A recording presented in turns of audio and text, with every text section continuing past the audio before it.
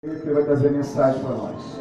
Senhor, meu Deus, meu Pai, coloca o teu servo no teu altar santo e sagrado, Senhor. E cada dia o Senhor tem preparado ele, o Senhor tem capacitado ele com a porção dobrada do teu Espírito Santo. Pai, coloca agora, Senhor, no teu altar santíssimo a presença do irmão Ailton, Senhor. E coloca uma brasa de fogo nos lábios dele agora, para eu poder transmitir a tua palavra, Senhor. Desvazia dele mesmo, Pai. Nenhuma sabedoria humana, mas a sabedoria celestial venha sobre ele agora. Em nome de Jesus, ó Pai, abre a boca do teu profeta nessa noite, em nome de Jesus. Amém. Amém, aleluia.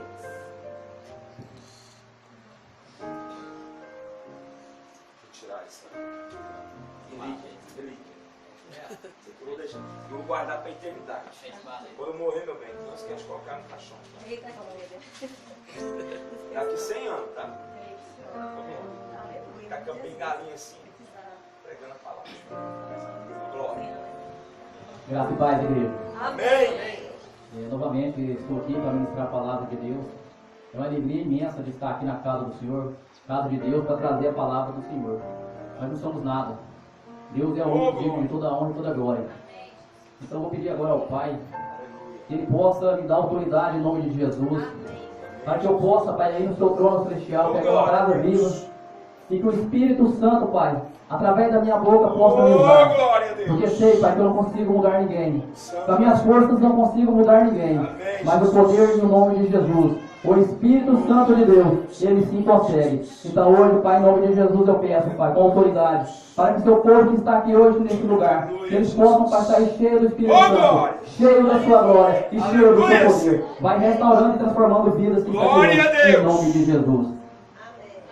Irmãos, antes de começar a minha ministração, eu só quero falar para vocês, ontem eu acabei vivenciando e fiquei triste, mas eu creio e acredito que Deus ele ainda age e faz milagres. Amém. Por isso que eu falo que nós, como irmãos, como adoradores e servos de Jesus, quando a gente tem um amor verdadeiro no coração, a gente não preocupa só com a nossa família, só com nossos irmãos, com nossos pais, mas sim com toda a humanidade, com toda a nação. Uma amiga minha, vizinha, ontem eu estive ao hospital e a gente muitas das vezes reflete e dá um valor na vida verdadeira quando a gente chega num lugar desse. A gente agradecer a Deus pelos momentos bons, isso é fácil. Eu chegar aqui, glorificar, ou chegar em casa e agradecer porque eu estou sendo abençoado, porque a minha família está sendo abençoada, isso é fácil, irmão. Mas eu pegar e olhar para o meu irmão, que está passando por um momento difícil, e ajoelhar e orar por ele, são poucos que fazem isso. Por isso que a igreja de Deus hoje ainda não está de pé, porque existem homens e mulheres que intercedem por esse povo. Glória a Deus! E essa menina, essa senhora, ela é uma mãe, é uma jovem ainda de 36, no máximo 37 anos. E há 10 dias atrás ela sofreu um infarto. E hoje ela se encontra no hospital, ela ficou 8 dias no UTI. E quando foi antes de ontem, a gente foi fazer uma visita no hospital municipal. Chegando lá, meu coração ficou triste. Eu gemi de dor em ver o sofrimento daquela irmã. Mas gemi mais ainda ao ver o sofrimento da mãe. Aqui muitos são mães e pais. E quando a gente vê um filho sofrendo, eu cheguei nela para confortar com as palavras de Deus, porque as palavras não são minhas. Mas ela falou, Ailton, é difícil. É difícil ver minha filha nessa situação. É difícil ver minha filha prostrada em uma cadeira. Ela não está conhecendo ninguém. Ela está sem movimento, está tentando reagir. Mas eu veio e falei para ela que Deus já fez um milagre, porque ela foi para o hospital Unimed sem sinais vitais. E ali Deus já estava operando na vida dela. Então, ao ver o sofrimento daquela mãe, eu me entristeci. E depois em casa, juntamente com a minha esposa, nós fomos chorar e orar pelaquela vida. E no mesmo trajeto, quando a gente estava retornando do hospital municipal, mais uma vez me deparei com a cena triste. Um jovem conhecido, colega meu, até evangélico conhecedor da palavra. Eu não vou usar o termo desviado, vou usar o termo que ele está de férias, mas eu parei meu carro e falei para minha esposa, aquele jovem ele não está bem, vou parar e cumprimentá-lo. Quando eu cumprimentei ele, deu um abraço e ele falou para mim, Ailton, eu fracassei, eu caí novamente em tentação. Ele é usuário, portador de drogas, e o sofrimento de uma mãe, eu já pensei na mãe dele. O sofrimento que a mãe está lá no exato momento, enquanto o filho está na rua se drogando. Então isso é triste. E o que eu quero falar para vocês, irmãos, temos que orar pelas famílias. Glória a Deus! Temos que orar pela nação. Aleluia. Temos que orar pela comunidade, por jovens. por prostituta, por alcoólatra. Essas pessoas, muitas das vezes, estão ali não porque eles querem, porque são dependentes da mão de Satanás. E cabe a nós, servos do Senhor, todos os dias, estar intercedendo pela vida dele. Aleluia. Assim como um dia Pedro foi preso, ele estava lá na cadeia, e a igreja intercedia em oração por ele, e houve um terremoto, e aquela igreja se abriu, e Pedro ali ele saiu. Quem orava por Pedro? A igreja intercedia por Pedro. Da mesma forma também Paulo e Silas, quando tinha uma menina que era adivinha, e os judeus judiavam dela para ganhar dinheiro, o que aconteceu ali? Eles mandaram prender Paulo e Silas. E Paulo e Silas, em momento algum, eles foram murmurar, em momento algum eles foram reclamar. Muitas das vezes, nós como cristãos, o que nós fazemos? Nas angústias, nos momentos difíceis, a gente começa a reclamar. O que Paulo e Silas fez? Eles foram orar. E no momento que eles começaram a orar, todas as correntes, todas as portas das cadeias, elas foram abertas. Glória a Deus! Elas foram abertas. Aleluia! O carcereiro, naquele exato momento, quando viu que não tinha ninguém, o que o carcereiro fez? Ele pegou e pensou em sutil, eles vão me matar, então eu vou tirar minha própria vida. Algo aconteceu e os homens da lei eles vão vir me matar. E Paulo chegou naquele exato momento, não faça isso, estamos aqui. O que aquele carcereiro fez? Prostrou-se diante de Paulo. Por quê? Paulo, naquele exato momento ali, quando ele estava naquela cadeia, ele estava orando. Ele estava orando. E naquele exato momento, ele falou, como que eu faço agora para ser salvo? O que Paulo falou para ele? Crê no Senhor Jesus Cristo e você e sua casa será salvo. Então hoje, irmão, eu quero falar para você, assim como Paulo Silas, assim como aquele carcereiro, depois que Paulo foi na residência dele e toda a sua família aceitou Jesus, hoje eu estou aqui para falar para vocês. Crê em Jesus Cristo e você e sua casa será salvo. Isso é uma das promessas que Deus deixou para nós. E nós temos que pegar essa promessa e acreditar na palavra do Senhor. Aleluia! Irmãos, a palavra que eu quero falar hoje, até no meu estudo eu ia falar sobre Abacuque 3. Né? E Deus me incomodou ontem, a gente orando para ministrar, trazer a palavra de Jesus. E Ele pediu novamente para me falar sobre Jesus. Amém. Sobre a angústia de Jesus. Eu ia falar hoje sobre Abacuque, mas o Espírito Santo, as coisas sobrenaturais, colocou o pastor hoje, ele já ministrou e falou sobre Abacuque 3, que era a palavra que eu ia trazer para os irmãos da igreja hoje. Então eu vou estar ministrando outra palavra, que está em Marcos 14, 32 a 42. A angústia de Jesus. Muitas das vezes nós como cristãos achamos que Jesus não sofreu aflição, não sofreu angústia, não passou por momentos difíceis. Jesus ele veio aqui na terra como homem, como ser humano e como ser divino. Amém. Aleluia. 14, 32 a 42. Oh, glórias.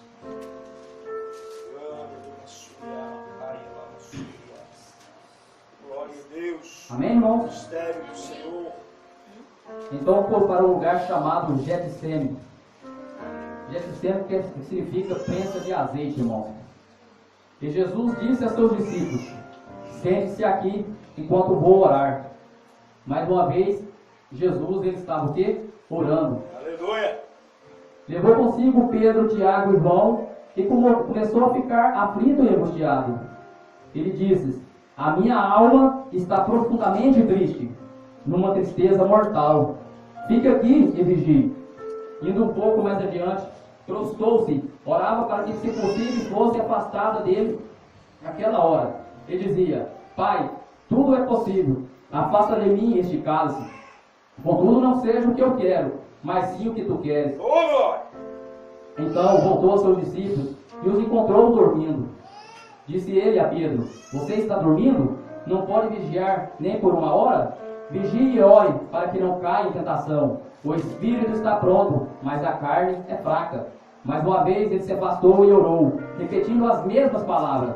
Quando voltou de novo, os encontrou dormindo, porque seus olhos estavam pesados. Eles sabiam o que dizer. Voltando pela terceira vez, eles lhe disse: vocês ainda dormem e descansam? Basta, chegou a hora. Eis que o Filho do Homem está sendo entregue nas mãos dos pecadores. Levanta-se e vamos. Aí vem aquele que me traz. Oh, Deus, mistério. Finaliza aqui, irmãos. Nessa parte agora que eu quero falar para vocês. Desde Gênesis, no Velho Testamento, Deus já levantava homens, profetas, reis, para que o pecado que entrou por Adão, quando ele veio à terra, no jardim do Éden, assim como Eva, eles não tinham malícia. era como crianças. Aleluia. Hoje nós temos algumas crianças que estão aqui, alguns meninos, algumas crianças, e essas crianças elas não têm malícia. Uma criança hoje de 1 ano, 2 anos, elas ficam um perto do outro, e a mente delas não tem nenhum tipo de malícia, não tem nenhum tipo de cobiça, elas não pensam o que é errado. Para elas tudo tá certo, tudo é alegria. E a partir do momento que entrou o pecado aqui na terra, Deus foi levantando homens e mulheres para que nós, seres humanos pecaminosos, não ficássemos sobre esse pecado. Então todos falharam, assim como Moisés, assim como Davi, todos eles que eles colocaram, eles foram errando, eles foram adulterando a palavra, eles foram idolatrando, e os pecados iam continuando. Deus do Antigo Testamento era um Deus de ira, era um Deus de justiça, e todos aqueles que pecavam contra Deus, Deus assim, o que ele fazia? Ele ia eliminando. Talvez vocês falem, irmão, mas Deus, ele eliminava? Sim. Deus era um Deus de justiça, assim como ele fez com Sodoma e Gomorra, assim como ele fez com Babilônia, onde que tinha idólatra, onde a prostituição estava liquidando a cidade, estava mutilando a cidade. Ele foi lá e eliminou aqueles povos. Então ele falou, não sei o que eu mais faço. E Satanás ele ficava alegre, ele ficava feliz porque sabia que os homens eram falhos, ele sabia que o povo era fraco, ele sabia que eles não conseguiam sair desse pecado. Então um dia ele estava lá no seu trono celestial, sem saber mais o que fazer. Então Jesus, o teu filho amado e querido, falou, Pai, me mande para a terra. Pai, mande eu como um homem, como carne, para que eu possa salvar toda a humanidade. Pai, por favor, deixa eu ir lá salvar essa nação, deixa eu ir lá salvar essa humanidade, porque eu vou passar pelos mesmos sofrimentos, eu vou passar pelas mesmas dores que ele, eu vou passar pelas aflições que eles passam. Deixa eu sentir, nós estamos aqui no trono celestial, nós não sabemos talvez porque eles pecam, porque eles sentem dor, porque eles sentem ira, porque eles sentem cobiça, porque eles desejam. Então, Pai, deixa eu ir em carne. Em João 1 lá fala que o verbo se rasgou. O verbo se rasgou. O verbo era Jesus Cristo de Nazaré. E nesse exato momento, Jesus vem à terra. Jesus ele vem para mostrar que tem como viver sem pecar. Ele passou por aqui, por mim, por vocês, e não pecou. Glória a Deus. Jesus ele não veio plantar religião, não veio para ser herói. Ele veio pelo amor da humanidade. Lá em João 3,16 fala, o que é amor? Deus amou o mundo de tal maneira que ele deu seu único Filho unigênito para todo mundo que crê, não pereça, mas tenha a vida eterna. Foi para isso que Jesus Cristo veio, foi para isso que Jesus Cristo ele foi preparado. E aqui fala sobre ele, que Jesus, naquele exato momento do Getsemane, ele estava aflito. Ele já não estava suportando mais, ele sabia que a sua hora estava chegando. E naquele exato momento ele chama os seus discípulos, Pedro, Tiago, João, discípulos íntimos de Jesus. Me acompanhe. A minha alma, ela está angustiada. A minha alma hoje, ela está sofrendo. Eu preciso orar e desabafar. Vamos comigo até o Getsemane. Eu preciso de amigos de confiança. Muitas das vezes assim somos nós, irmãos. Muitas das vezes sentimos angustiados. É verdade. Muitas das vezes sentimos que nada está dando certo na nossa vida. Muitas das vezes olhamos para os lados e não vê aquele ombro amigo. Até mesmo dentro da nossa casa, da nossa parentela. A gente procura alguém para se desabafar. A gente procura alguém para estar falando dos nossos problemas. Mas a gente muitas das vezes acaba não encontrando. E nos dias atuais, no Velho Testamento, muitas das vezes, nos dias de hoje, a gente pode até encontrar pessoas que fazem que é nossos amigos, escutam o nosso desabafo, escutam a nossa angústia, a nossa dor, e muitas das vezes sai esparramando e falando para as demais pessoas. É verdade. Muitas das vezes você chama um irmão da própria igreja ou de outras denominações, irmão, eu estou passando por um momento difícil, eu quero falar com você, me escute. E o irmão fala, agora não dá, não tem como, eu estou apressado, eu tenho que trabalhar, amanhã eu falo com você. E o irmão amanhã não vai escutar o irmão.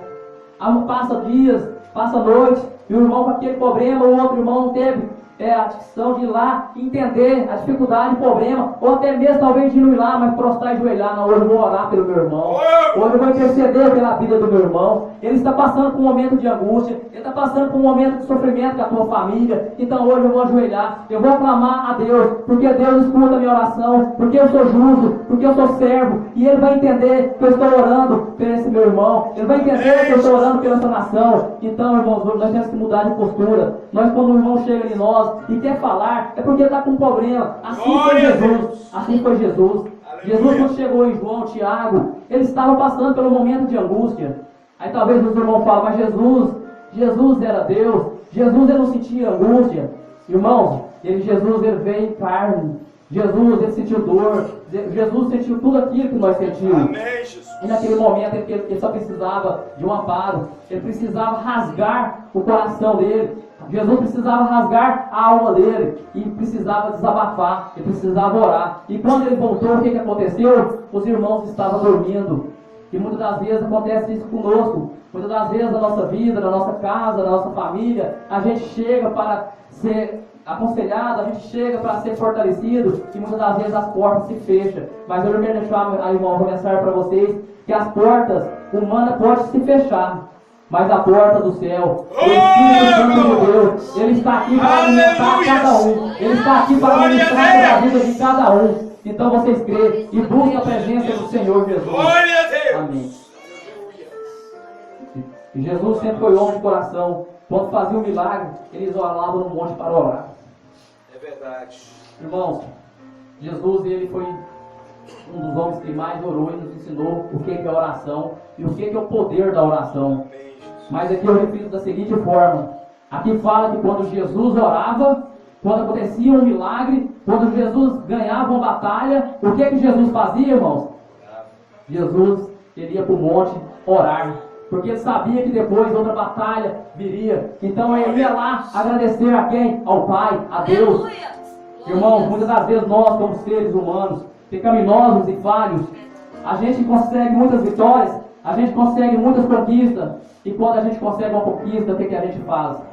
A gente reúne vários amigos, a gente reúne vários irmãos. Vamos festejar porque hoje eu consegui um trabalho. Vamos festejar porque hoje eu consegui uma conquista. Vamos festejar porque hoje eu venci. Mas esquece de ir lá agradecer quem te deu a conquista.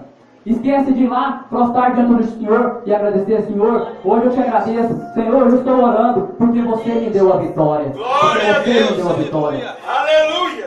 Amém. Irmãos, nós temos que lembrar que a vitória vem de Deus. Amém. Assim como os grandes homens que passaram aqui pela terra, eles colocavam primeiramente nas mãos de Deus.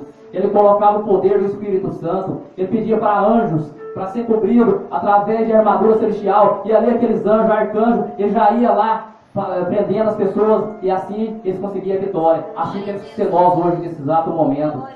Glória a Deus. Jesus tinha um discípulo porque estava agoniado. Queria desabafar, mas viu o tanto que era pequeno. Jesus ali, ele viu, naquele exato momento, que os irmãos eles eram pequenos, que eles eram falhos, e que eles não conseguiam estar acompanhando Jesus, que eles não acompanhavam Jesus em nenhuma hora. Jesus pediu para que eles intercedessem pela vida dele apenas uma hora, que eles pudessem orar e escutar apenas uma hora, e eles não conseguiram. Mas Jesus já sabia que eles eram fracos, Jesus já sabia que eles eram pequenos, Jesus já sabia que eles não iam conseguir. Por isso que Jesus foi para lá, para aquele lugar, porque ele sabia que a hora dele estava chegando. Glória a Deus! Ele sabia que o momento crucial, aonde ele ia ser crucificado, estava perto de acontecer. E naquele exato momento ali, Jesus chama os seus discípulos porque estava agoniado. E crente também sofre aflição da mesma forma que os ímpios. Muitas vezes a gente acha que a gente, como crente, como cristãos, como servos de Deus, assim que tem que ser cada um aqui, tem que ser servos de Jesus. Ser servo, meus irmãos, não é só a gente chegar aqui e ouvir a palavra. Ser servo do Senhor Jesus é a gente chegar e ficar aqui nas escrituras bíblicas. Ser servo do Senhor é ouvir um irmão sofrendo e sentir dor. Ser servo do Senhor é ir ver um irmão passando dificuldade. E muitas das vezes a gente acha que dificuldade é eu ir levar uma cesta. Não. A gente vê o irmão com dificuldade, você ir lá e levar a palavra de Deus. Porque a palavra de Deus fala que conhecereis a verdade, verdade libertarás. E tantas pessoas que hoje não conhecem a palavra de Deus, tantas pessoas que hoje estão oprimidas, e foi por isso que Jesus subiu para aquele canto. Porque a palavra de Deus fala: vinde a mim, todos que estão cansados e oprimidos, e eu vos aliviarei. Jesus ele foi para aquele lugar lá porque ele já sabia que o momento dele estava chegando. E os ímpios, eles também, muitas das vezes, eles também sofrem aflições da mesma forma que nós sofremos. Só que os ímpios, irmãos, eu quero deixar claro para vocês que os ímpios, eles buscam o fortalecimento deles. Os ímpios, eles buscam estar preenchendo o coração deles nas drogas, nas bebidas, no álcool, nas baladas, nas festas, muitas das vezes no adultério. Eles pensam que está preenchendo o coração deles. Mas nós, como cristãos, nós temos que buscar, quando a gente passa por aflições e momentos difíceis, nós temos que buscar o Espírito Santo. porque é Ele que nos alimenta. É o Espírito Santo que alimenta cada um. E todas as vezes que eu senti aflição, aí sim eu tenho que prostrar diante de Deus. Porque a palavra de Deus, se alguém aqui chegar e falar para vocês que Deus falou, me aceita, crê em mim, me aceita como seu Salvador, que você não vai ser mais passar por momentos difíceis, você vai ser próximo, você não vai sofrer. Mentira, irmão, mentira. Em momento algum Deus fala isso. Deus fala que assim passaremos por aflições sim, mas Ele fala que todos aqueles que crêem em Jesus, eles serão consolados. Ele fala que bem-aventurados aqueles que são justos e creem em mim, porque o seu reino está no céu. E nós, irmãos, nós não temos que pensar que o nosso reino está aqui. Nós somos estrangeiros, nós somos passageiros nessa terra. Essa terra que jaz, quem manda nela é o inimigo. E o nosso lugar está à destra do Pai. É nisso que nós temos que crer, em nome de Jesus. Amém. E assim tem que ser, mano. Um crente diferente, ele injeta oração. Aquele que injeta oração, aquele crente que todos os dias está orando, ele busca a presença do Espírito Santo. E você pode ter certeza que todas as vezes que você ora, todas as vezes que você busca a presença de Deus, o Espírito Santo está com vocês. Pedro, Tiago e João não ficaram acordados 1 hora orando, estudando Jesus. Ele queria rasgar o seu coração. Assim somos nós muitas das vezes. Irmãos, quer falar, mas não consegue escutar e orar pelos irmãos.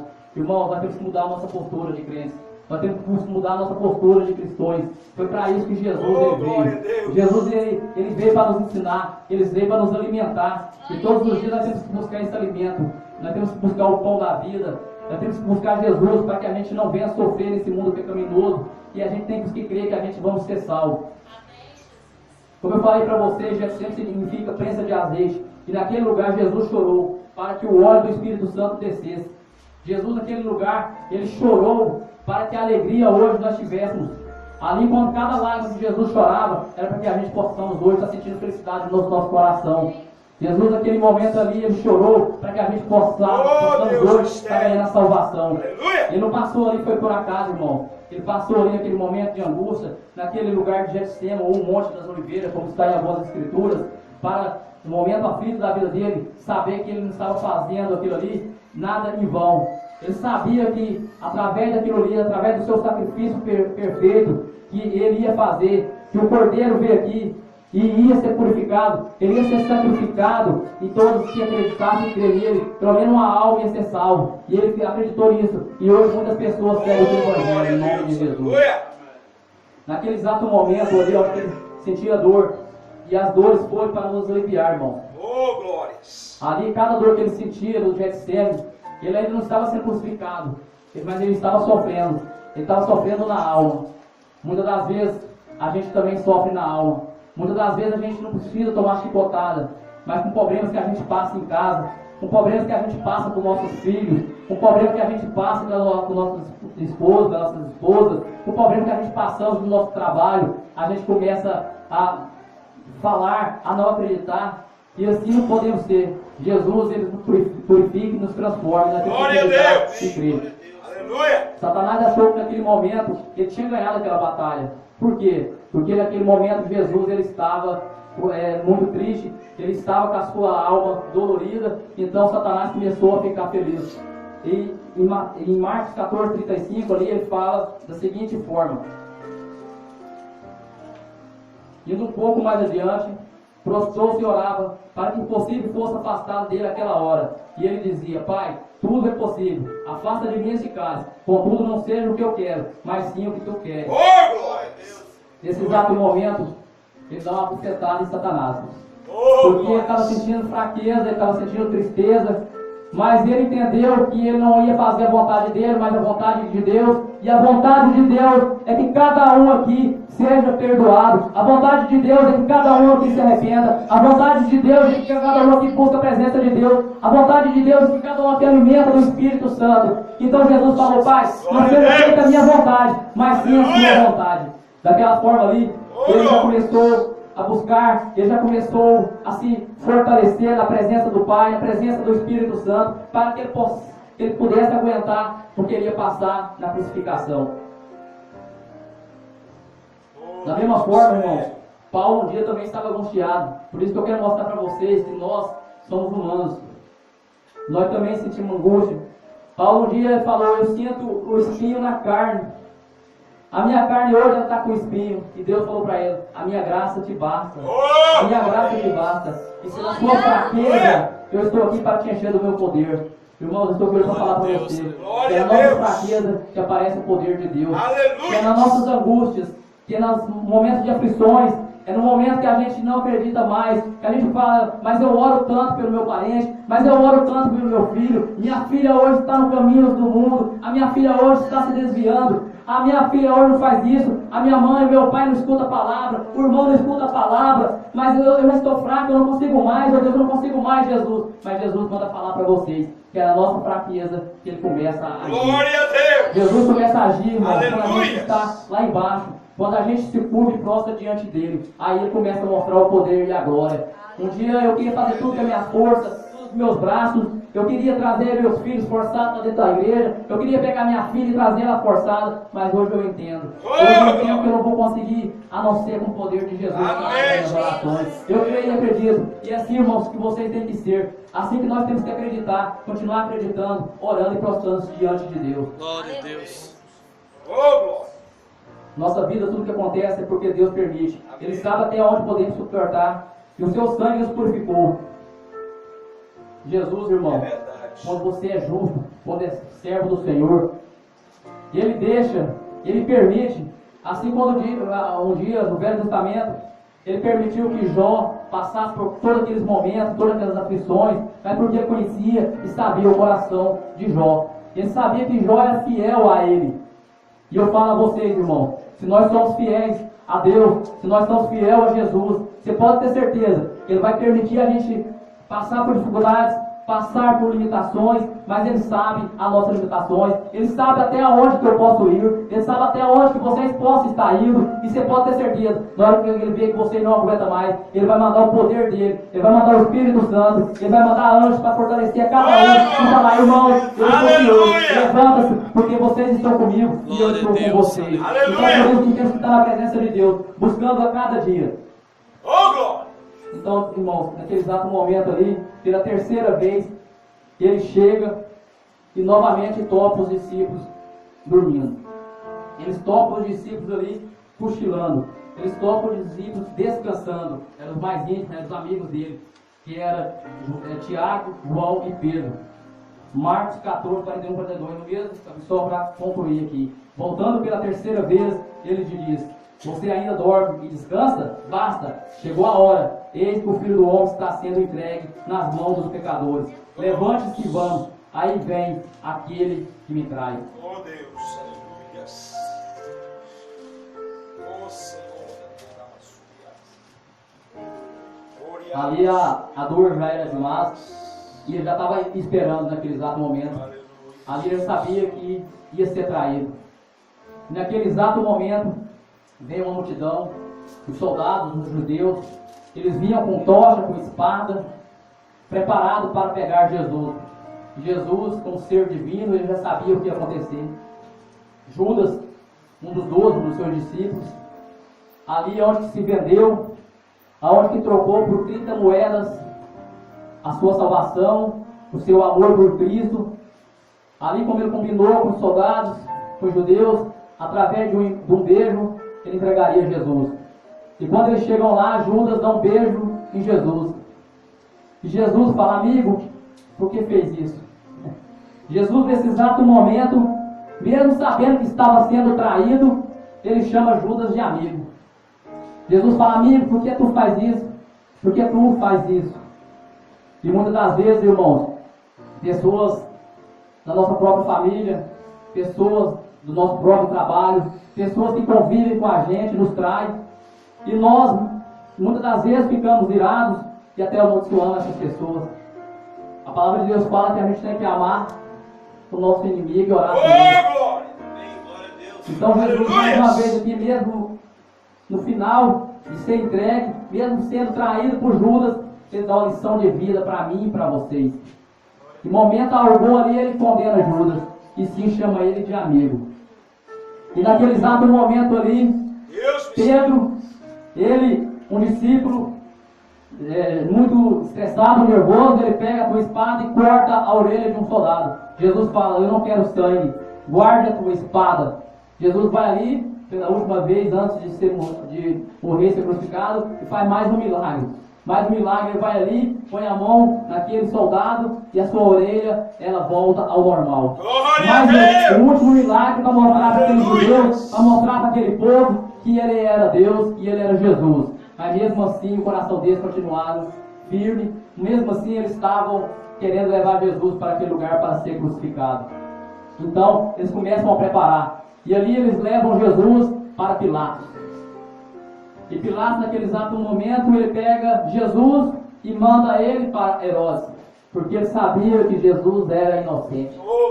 Herodes pega também, não quer ficar com aquele problema, devolve para Pilatos. E Pilatos pega e começa a falar: mas esse homem eu não vejo mal algum nele, esse homem é inocente. Mas mesmo assim os judeus queriam que ele fosse crucificado. Então, já que não tinha como, Pilatos pega e fala: então prepara-se, coloque ele, vamos começar a mostrar a dor. E eles preparam o massacre, eles começam a chicotear Jesus. Jesus foi feito um chicote ali para chicotear ele, aonde que tinha 12 cintas, e em cada ponta elas tinham ossos de carneiro. E daquela chicotada Jesus tomou 39 chicotadas. Era como se fossem ganchos ali. E cada chicotada nas costas de Jesus saía a tua carne. Então vocês calculam 39 chicotadas vezes 12, foram 460 chicotadas que Jesus tomou. E em momento algum ele reclamou, em momento algum ele gritou para eles parar. Por que ele não gritou para eles parar, meus irmãos? Porque ele sabia que nós, eu e vocês, e toda essa humanidade, eles não iam suportar, porque nós não íamos suportar aquela dor. Nós não íamos suportar a dor daquela chicotada. Então ele pensou e falou: é preciso. E em momento algum ele abriu a boca. Em momento algum ele começou a falar e reclamar. Ele recebeu aquelas 460 chicotadas. Ele foi humilhado. Ali os judeus começaram a cuspir na face de Jesus. Os judeus começaram a humilhar ele de tudo quanto é forma. E na cruz de Jesus existiam 2 ladrões, Barrabás e um ladrão. Barrabás, ele começou a blasfemar contra Jesus, porque acima da cruz de Jesus ali tinha rei dos judeus. E o que o Barrabás falou? Se você é rei, então salva nós, salva você. Começou ali a falar de Jesus. Mas o outro ladrão que estava do lado direito de Jesus falou: esse homem é justo. Irmãos, por que aconteceu isso? Porque ali eu creio que naquele momento de Barrabás houve novamente uma tristeza no coração de Jesus. Houve novamente uma tristeza de saber que aqueles ladrões ali, eles estavam dando a vida dele por eles, e eles não endureciam o coração. Mas aí começa o poder de Deus a agir. Aquele ladrão que está do lado direito ali, ele fala: esse homem não tem pecado. Esse homem, ele morreu por mim, ele está sendo crucificado por mim e por você. Então não faça isso, não fala isso, ele é justo. Aí ele pega e olha para Jesus e fala: Jesus, eu quero estar no teu reino, como que eu faço? Jesus, a cabeça baixa, levanta e fala: hoje mesmo você vai estar.